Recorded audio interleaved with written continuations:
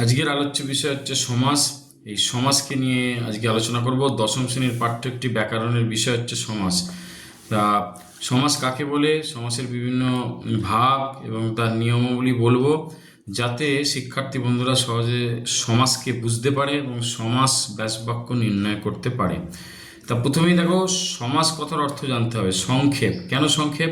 দেখো, বিনা পানিতে যার, এখানে বিনা পানিতে যার তিনটে পদ আছে।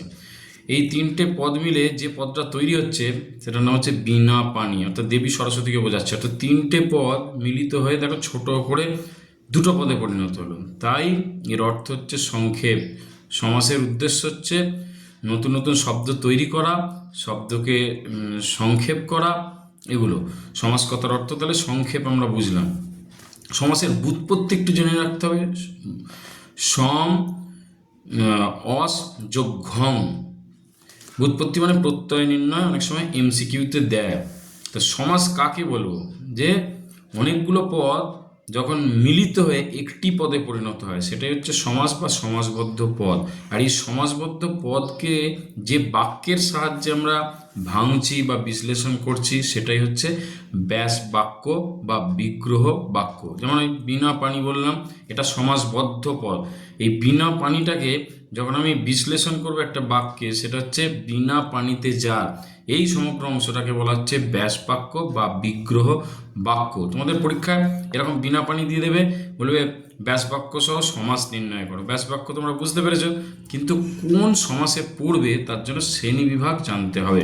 তার আগে একটু বলি, বিনা পানি, দেখো দুটো পদ রয়েছে। প্রথমের যে পদ বিনা, এটা হচ্ছে পূর্বপদ। পরে যে পদ রয়েছে পানি, সেটাকে পরপদ বা উত্তর পদ বলে। আর এই ব্যাসবাক্য করার সময় পূর্বপদ পরপদ বাদ দিয়েও কিছু কিছু পদ আমাদের আনতে হয় বা থাকে। সেই পদগুলোকে ব্যাকরণবিদেরা নাম দিয়েছেন সাহায্যকারী পদ। দেখো, বিনা পানিতে যার, বিনা পানি মূল পদ, যারটাকে আমাদের সংযোজন করতে হলো, এটা হচ্ছে সাহায্যকারী পদ। আর বিনা পানিতে যার, এই প্রত্যেকটা এক একটা পদকে বলা হচ্ছে সমস্যমান পদ। আর বিনা পানিটা হয়ে যাচ্ছে সমাসবদ্ধ বা বলতে পারো আমাদের সমাসবদ্ধ পদ। তা এই সমাসের সঙ্গে সন্ধির পার্থক্য একটু আমাদের জেনে রাখতে হবে। কি না, সন্ধি হচ্ছে ধ্বনি বা বর্ণের সঙ্গে বর্ণের মিলনকে বলা হচ্ছে, আর সমাসে কি হচ্ছে পদের সঙ্গে পদের মিলন হচ্ছে। সন্ধিতে উচ্চারণটা কিন্তু প্রাধান্য পায়, আর সমাসের ক্ষেত্রে অর্থ অর্থ বা মানে বুঝতে হবে। শব্দার্থ যদি বুঝতে না পারো, ব্যাস বাক্যে বিশ্লেষণ করতে পারবে না, সমাস করতে পারবে না। তোমাকে যে সমাসবদ্ধ পদটা দেবে তার অর্থ আগে বুঝতে হবে, তবেই তুমি তার ব্যাস বাক্য বিশ্লেষণ করতে পারবে। দেখো, এই সমাসের শ্রেণীবিভাগে আমি সূত্রের আকারে করেছি, সেটা পরবর্তীকালে ভিডিওতে ছবির আকারে দেখাবো। আজকে মৌখিক বলি। দেখো, সমাসের 9টি শ্রেণী বিভাগ রয়েছে, 9খানা। কী করে মনে রাখবে? খুব সহজ পদ্ধতি। দেখো, 2:2:2:2, 1:1:1।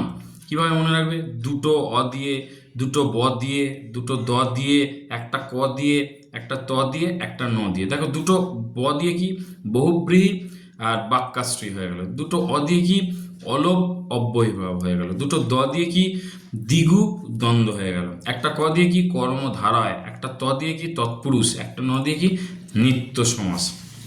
তো এখানে দেখো, দ্বন্দ্ব, দ্বন্দ্ব কথার অর্থ আক্ষরিক ভাবে আমরা জানি ঝগড়া, বিবাদ। এখানে কিন্তু সমাসে যুক্ত করা অর্থে ব্যবহৃত হয়। দ্বন্দ্ব সমাস করা খুব সহজ। কীরকম? তোমাকে প্রায় সমার্থক শব্দ দেবে, বিপরীত শব্দ দেবে, এই শব্দগুলোর অর্থ বুঝবে, মাঝখানে একটি ও যোগ করে দেবে, তাহলেই কিন্তু ব্যাসবাক্য হয়ে গেল। যেমন দিন রাত, তোমাকে কী করতে হবে? দিন ও রাত। স্বামী স্ত্রী, স্বামী ও স্ত্রী। হাট বাজার, হাট ও বাজার। এই হচ্ছে দ্বন্দ্ব সমাস। আচ্ছা, আর একটা দেখি। দেখো, আমাদের দ্বিগু সমাসের সূত্র কি? দ্বিগু সমাসে সমাসবদ্ধ শব্দটার অর্থ বুঝতে হবে, সংখ্যা বোঝাবে। সেক্ষেত্রে অর্থ বুঝে পূর্বপদ পরপদ লিখে শেষে তোমাকে সমাহার লিখতে হবে। যেমন পঞ্চবটি, পঞ্চবটের সমাহার। তেপায়া, 3 পায়ার সমাহার।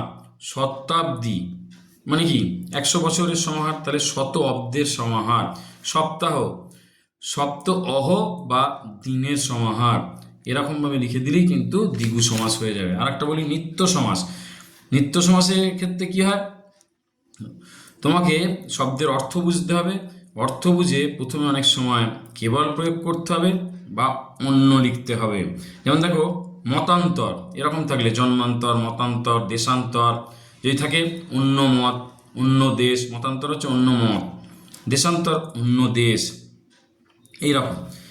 আর দেখো, শোনা মাত্র যদি এরকম থাকে সেক্ষেত্রে কী হবে, কেবল শোনা। দেখা মাত্র, কেবল দেখা। এগুলো খাতায় যদি তোমরা নোট করে রাখো, আশা করি বুঝতে সুবিধা হবে, তোমরা সহজে কিন্তু ব্যাসবাক্য সমাস নির্ণয় করতে পারবে। আজকে এইটুকু, বাকি সমাসের বিভিন্ন বিষয় নিয়ে পরের পর্বে উপস্থিত হবো। ধন্যবাদ।